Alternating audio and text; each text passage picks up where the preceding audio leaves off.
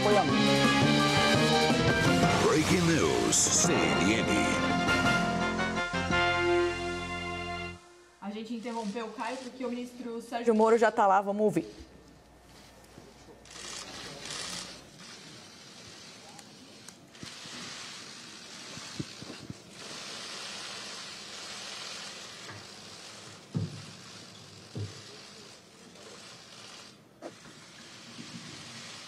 Bem, bom dia a todos. Quero cumprimentar aqui não só os jornalistas, o pessoal da imprensa, mas especialmente aqui o pessoal do Ministério da Justiça e Segurança Pública aqui presente.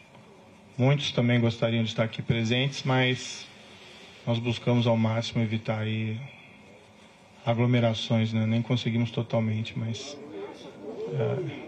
enfim. Primeiro eu queria lamentar a realização dessa... Eu pediria silêncio daí para que pudesse falar sem intervenção. Eu queria lamentar aqui esse evento na data de hoje. Nós estamos passando por uma pandemia, né, do Covid-19. Ontem, uma informação lamentável de 407 óbitos, 3.313 óbitos no total. Então, durante essa pandemia, infelizmente, tendo que realizar esse evento, busquei ao máximo evitar que isso acontecesse, mas foi inevitável. Então, peço a compreensão de todos pela circunstância adversa, mas não foi por minha opção.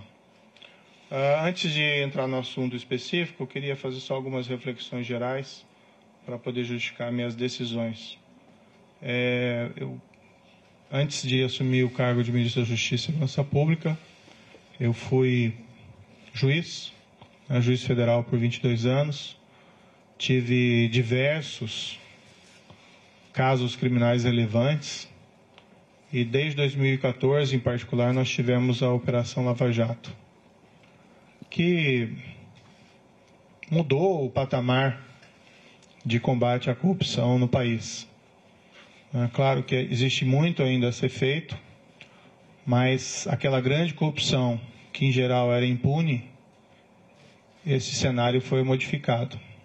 Isso foi um trabalho do Judiciário, do Ministério Público, de outros órgãos e na parte da investigação, principalmente aí da Polícia Federal.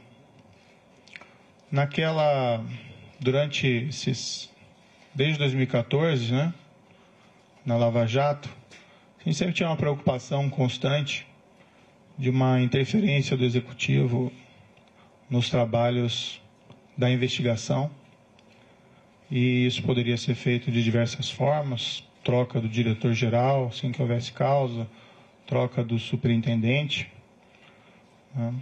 Tivemos, no início da Lava Jato, o superintendente Rosalvo Ferreira, que convidei aqui para o Ministério, fazendo um grande trabalho.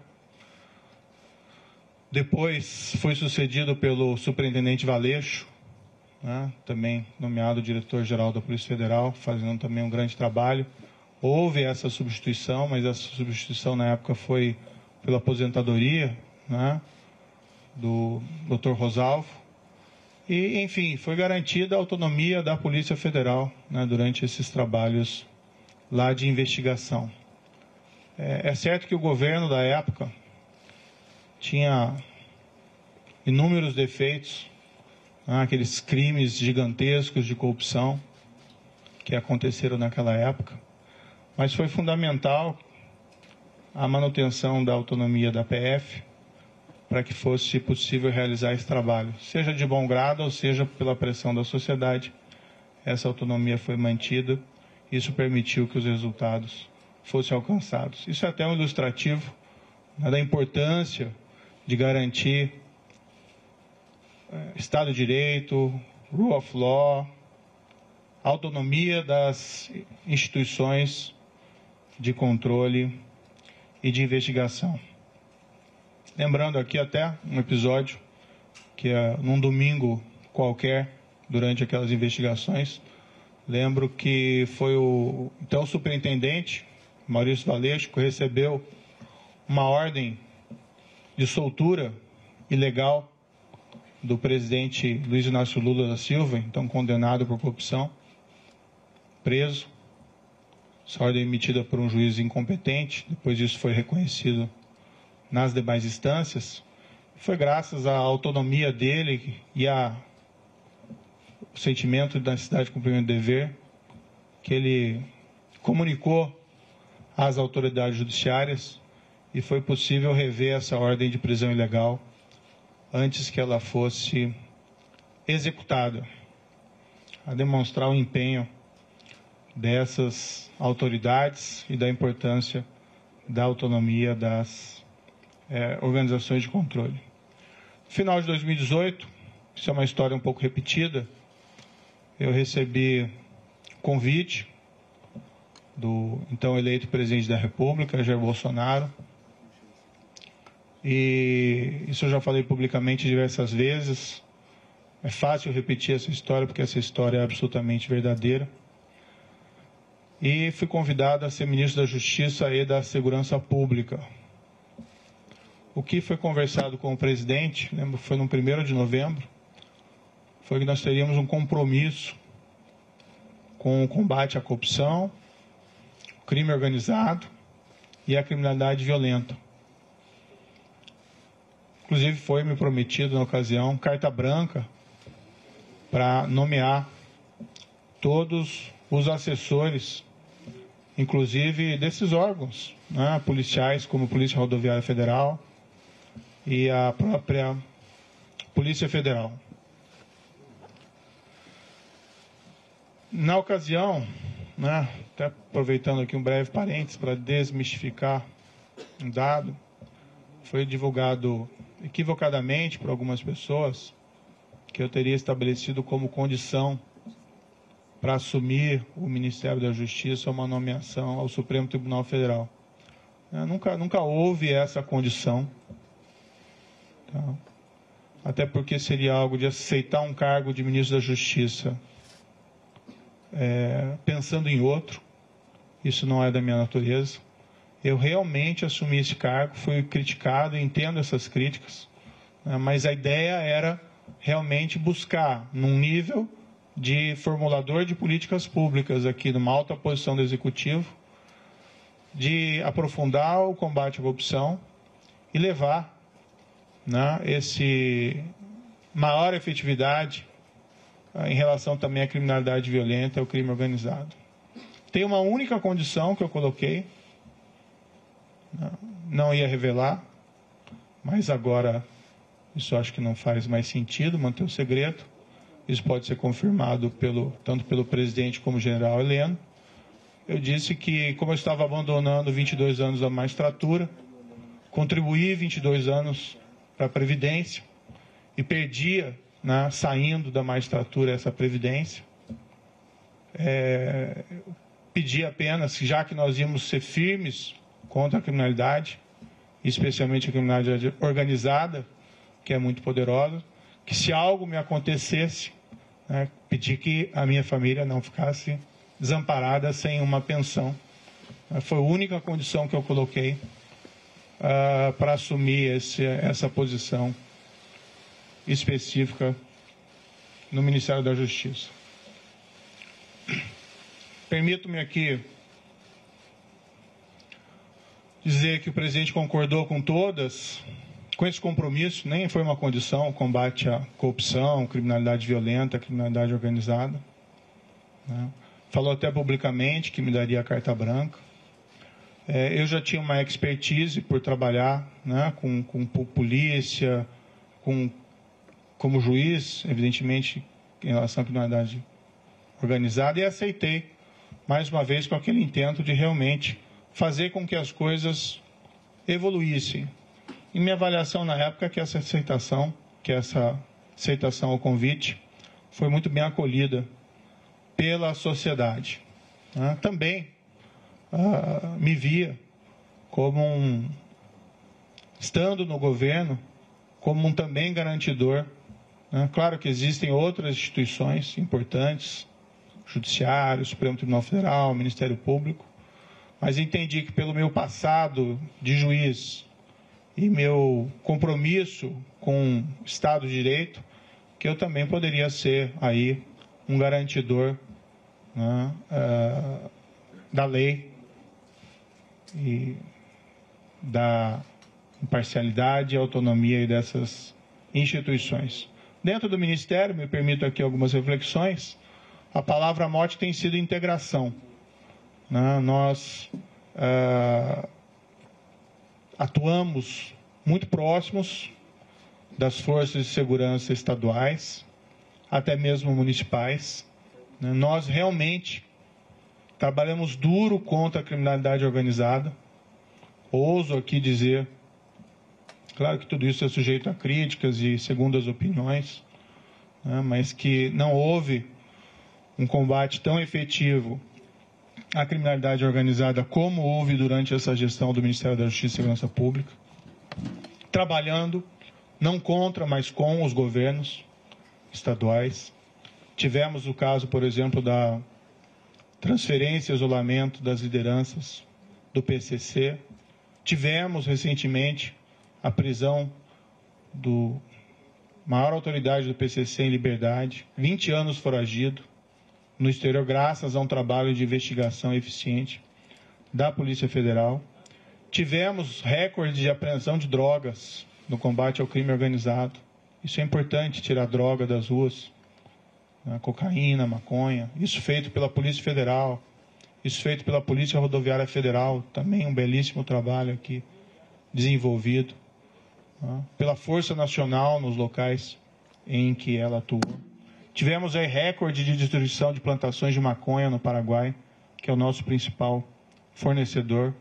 Números expressivos de apreensão de produto do crime, seja de droga, seja de corrupção, principalmente aí no caso pela Polícia Federal. Buscamos fortalecer a Polícia Federal e a Polícia Rodoviária Federal nesse período, com ampliação dos concursos existentes.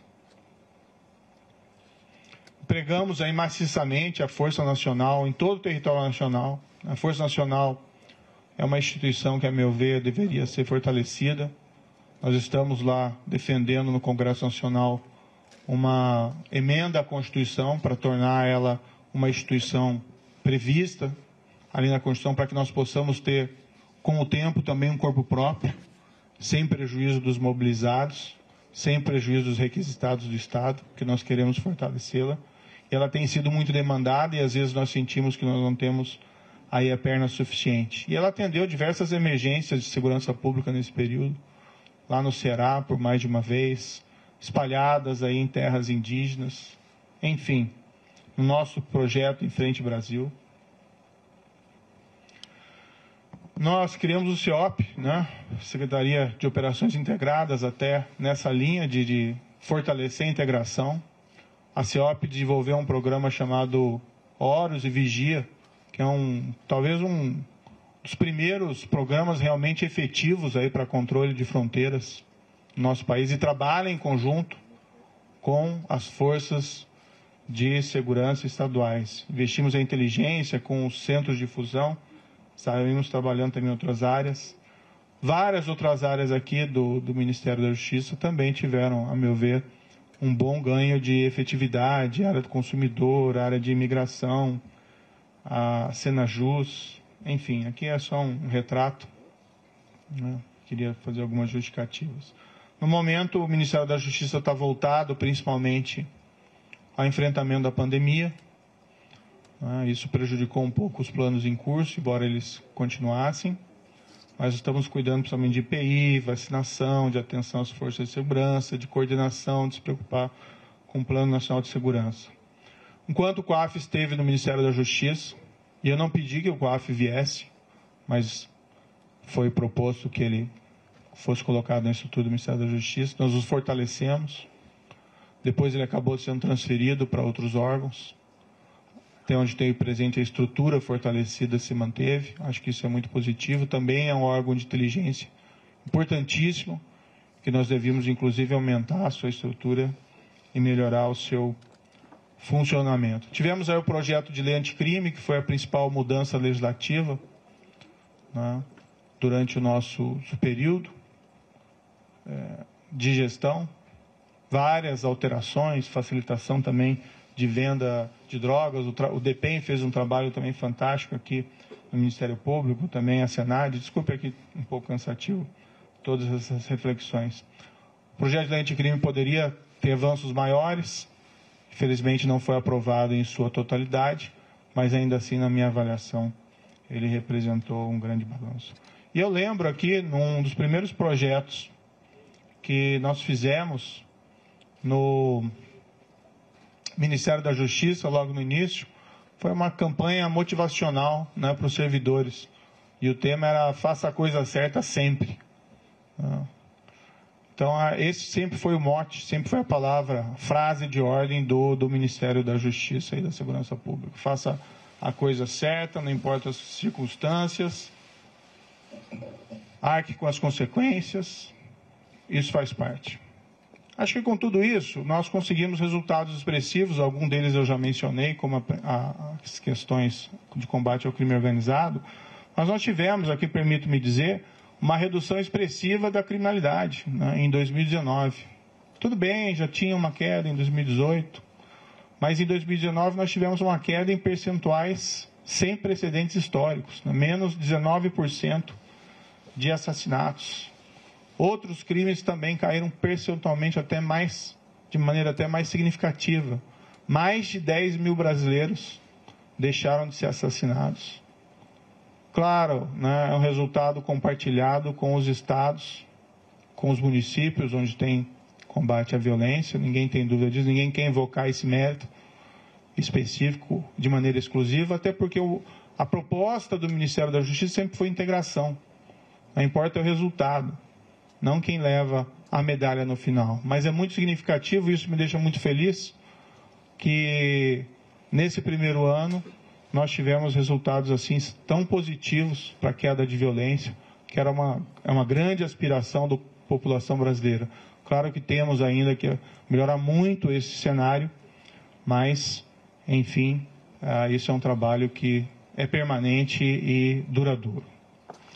Bem, em todo esse período,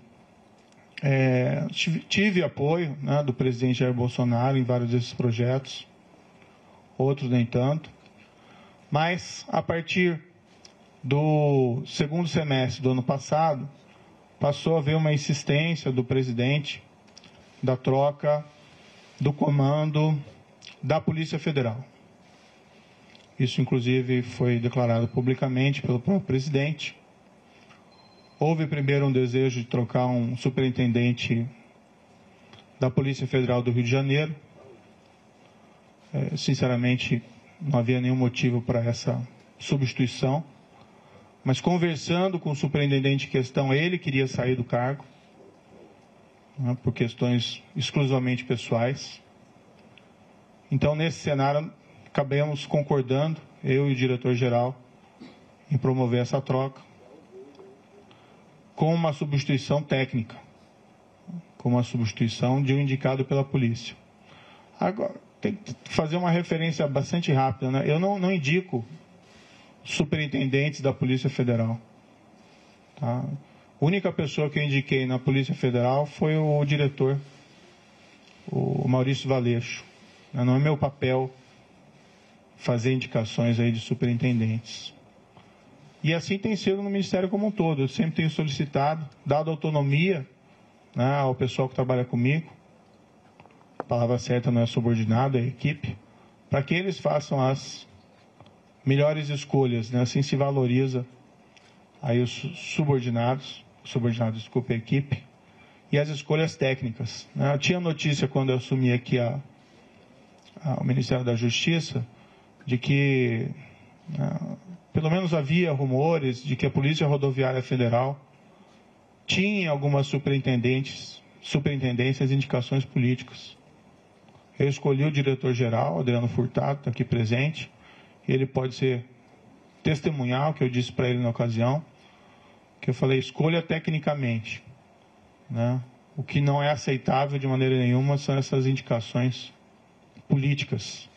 Claro que às vezes existem indicações positivas, mas quando se começa a preencher esses cargos técnicos, principalmente de polícia, por questões político-partidárias, realmente o resultado não é bom para a corporação, inclusive. O presidente, no entanto, passou a insistir também na troca do diretor-geral. O que eu sempre disse ao presidente? Presidente, eu não tenho nenhum problema em trocar o diretor-geral da Polícia Federal, mas eu preciso de uma causa. E uma causa normalmente relacionada a uma insuficiência de desempenho, um erro grave. E, no entanto, o que eu vi, durante todo esse período, e até pelo histórico do próprio diretor-geral, que é um trabalho bem feito. Várias dessas operações importantes, combate ao crime organizado, operações também de combate à corrupção que foram relevantes, poderiam ter até mais operações, mas normalmente essas operações elas maturam durante algum tempo. E ano passado, em particular, nós ficamos aí 4 meses sem poder movimentar inquéritos envolvendo lavagem de dinheiro, por uma decisão judicial. Isso também prejudicou um pouco os trabalhos. Mas o trabalho vinha sendo feito e até a queda dessas estatísticas criminais é um indicador relevante de que o trabalho estava sendo positivo.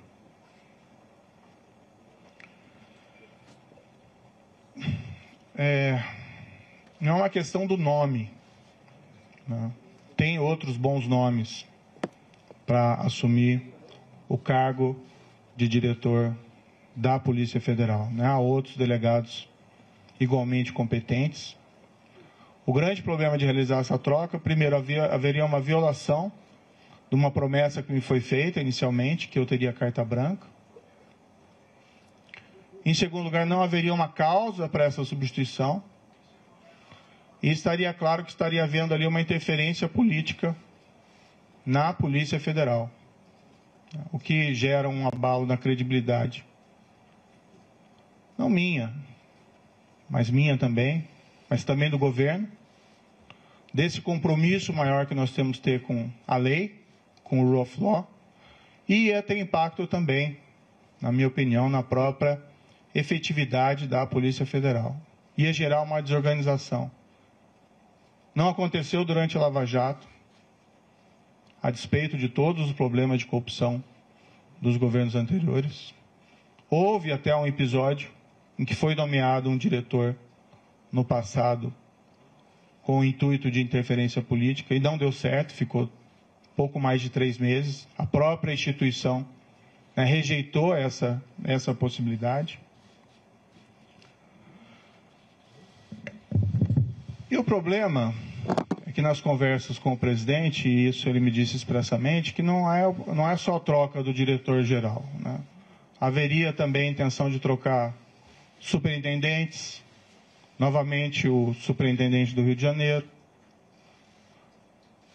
outros superintendentes provavelmente viriam em seguida, a superintendente da Polícia Federal de Pernambuco, sem que fosse me apresentado uma razão, uma causa para realizar esses tipos de substituições que fossem aceitáveis.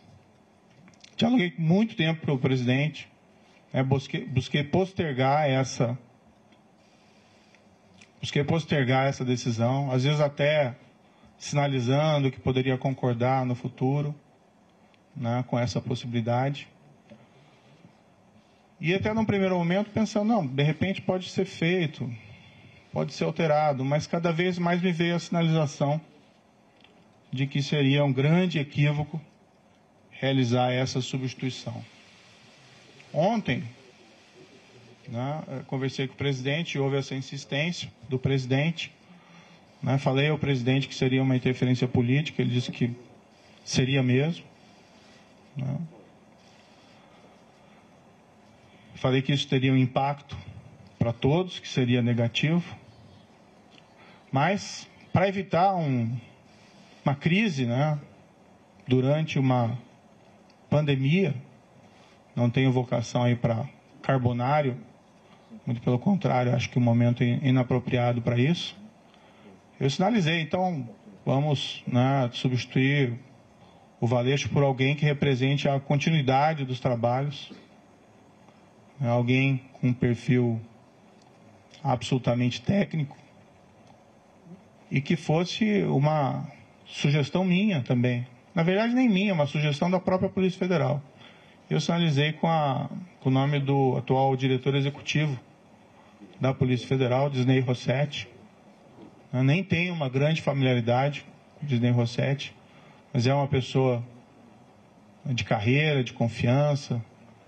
E como eu disse, essas questões não são pessoais, não são preferências pessoais. São questões que têm que ser decididas tecnicamente.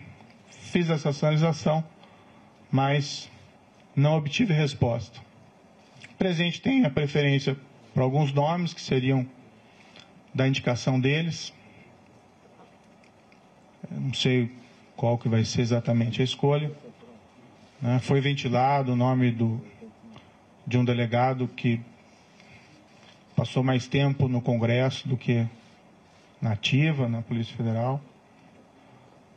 Foi indicado, o sugerido o nome do atual diretor da BIM, que tem até um bom nome dentro da Polícia Federal. Mas o grande problema é que não são tantos essa questão de quem colocar, o problema é por que trocar. E permitir que seja feita a interferência política no âmbito da Polícia Federal. O presidente me disse mais de uma vez, expressamente, que ele queria ter uma pessoa do contato pessoal dele, que ele pudesse ligar, que ele pudesse colher informações, que ele pudesse colher aí relatórios de inteligência, seja o diretor, seja o superintendente. E realmente não é o papel da Polícia Federal prestar esse tipo de informação. As investigações têm que ser preservadas. Imaginem se durante a própria Lava Jato, o ministro, o diretor-geral, o presidente, então presidente Dilma, o ex-presidente Luiz ficassem ligando para o superintendente em Curitiba para colher informações sobre as investigações em andamento. Então, a autonomia da Polícia Federal, como um respeito aí à autonomia da aplicação da lei, seja a quem for, isso é um valor fundamental que nós temos que preservar dentro de um Estado de Direito. O presidente me disse isso expressamente, ele pode ou não confirmar essas questões, mas, enfim, é algo que realmente eu não entendi apropriado. Então, o grande problema não é quem entra, mas por que alguém entra. E se esse alguém, sendo da corporação, aceitando substituição do atual diretor-geral, com o impacto que isso vai ter na corporação, não conseguiu dizer não para o presidente, uma proposta dessa espécie, eu fico na dúvida se vai conseguir dizer não em relação a outros temas. Há uma possibilidade que se afirme que o Maurício Valeixo gostaria de sair, mas isso não é totalmente verdadeiro. O ápice da carreira de qualquer policial federal, delegado da Polícia Federal, é a direção-geral da Polícia Federal. E ele entrou com uma missão. Claro que, depois de tantas pressões para que ele saísse, ele de fato até manifestou a mim, olha, talvez seja melhor eu sair para diminuir essa cisma, e nós conseguimos realizar uma substituição aqui adequada. Eu sairia para uma adjudância ou para outro cargo, mas nunca isso voluntariamente, sim decorrente dessa pressão, que a meu ver não é aí apropriada. E o grande problema, uma substituição que seja orientada aí por causas, que possam ser sustentadas, não haveria aí nenhum problema específico.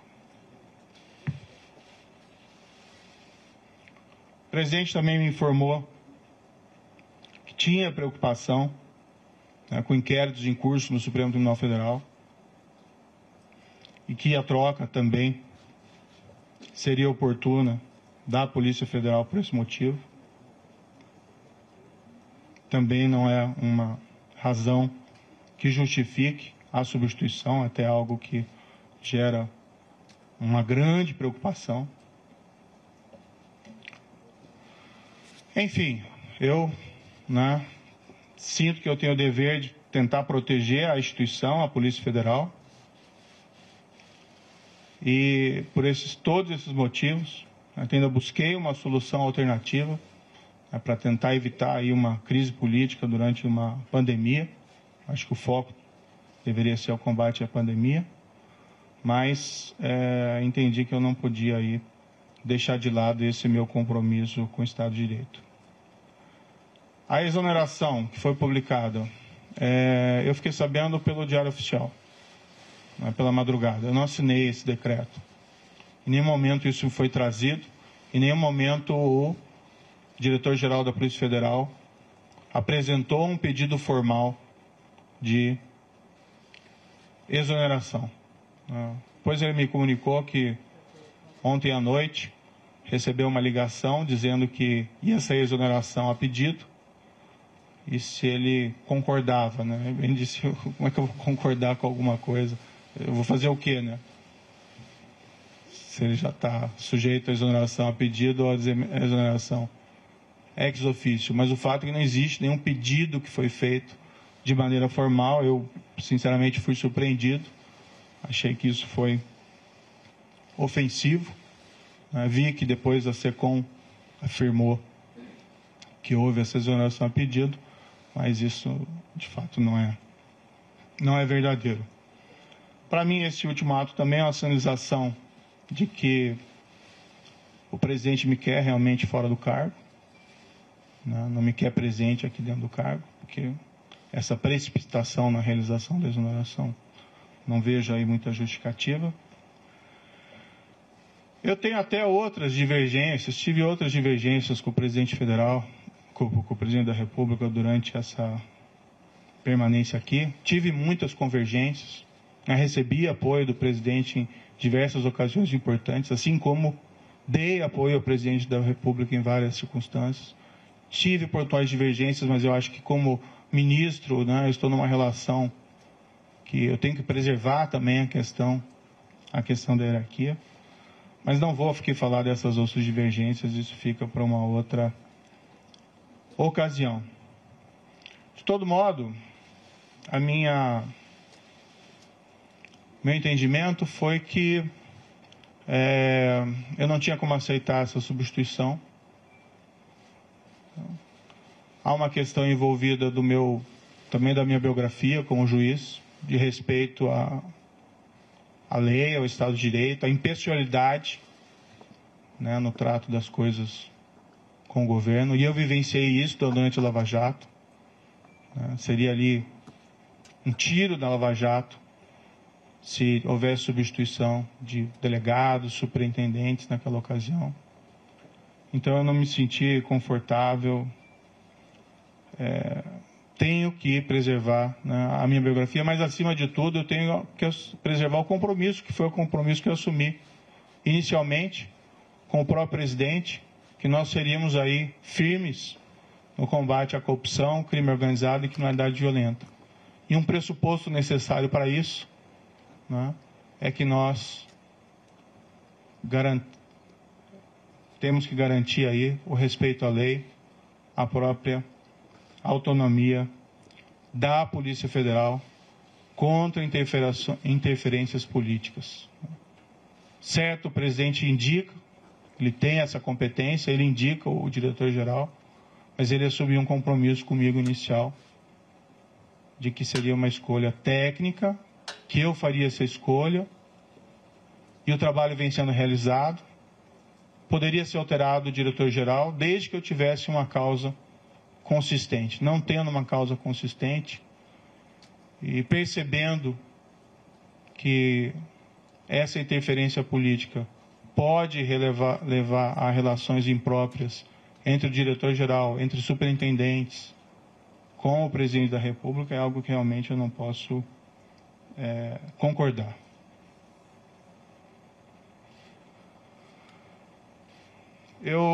Um pouco sobre o futuro, né? De todo modo, eu agradeço ao presidente da República a nomeação que me foi feita lá atrás. Acho que nós tínhamos um compromisso e eu fui fiel a esse compromisso. Né? Acho que estou sendo fiel a esse compromisso no momento em que eu me encontro aqui dentro do Ministério da Justiça. No futuro, né, eu vou começar a empacotar minhas coisas e vou providenciar aqui o meu encaminhamento da minha carta de demissão. Né? Eu, infelizmente, não tenho como persistir com o compromisso que assumi sem que eu tenha condições de trabalho, sem que eu tenha condições de preservar a autonomia da Polícia Federal para realizar os seus trabalhos, ou sendo forçado a sinalizar uma concordância com uma interferência política na Polícia Federal, cujos resultados são imprevisíveis. Espero que, independente da minha saída, seja feita a escolha de ou até, né, quem sabe, a própria manutenção do diretor-geral atual, já que o pedido de exoneração não existe, mas não havendo essa possibilidade, que seja feita uma escolha técnica, sem preferências pessoais, né? Que também a instituição, dá para se confiar na Polícia Federal, né? A Polícia Federal tem um histórico, ela vai também resistir a qualquer espécie de interferência política, tenho crença nisso, e que seja indicado alguém que possa realizar um trabalho autônomo, independente, alguém que não concorde, né, em trocar superintendentes ou delegados por motivos não justificados. O meu futuro pessoal, após isso, né, eu abandonei esses 22 anos de magistratura. Infelizmente é um caminho sem volta, né, mas quando eu assumi, eu sabia dos riscos. Vou descansar um pouco, né. Nesses 22 anos foram muito trabalho, em especial durante todo esse período da Lava Jato, eu praticamente não tive descanso, e nem durante o exercício do cargo de ministro da Justiça e Segurança Pública. Vou procurar, né, mais adiante um emprego, não enriqueci, né, no serviço público, nem como magistrado, nem como ministro. E quero dizer que, independentemente de onde eu esteja, eu sempre vou estar à disposição do país para ajudar, o que quer que seja, se eu puder ajudar nesse período da pandemia com outras atitudes. Mas, enfim, sempre respeitando o mandamento do Ministério da Justiça e Segurança Pública nessa gestão, que é fazer a coisa certa sempre. Muito obrigado.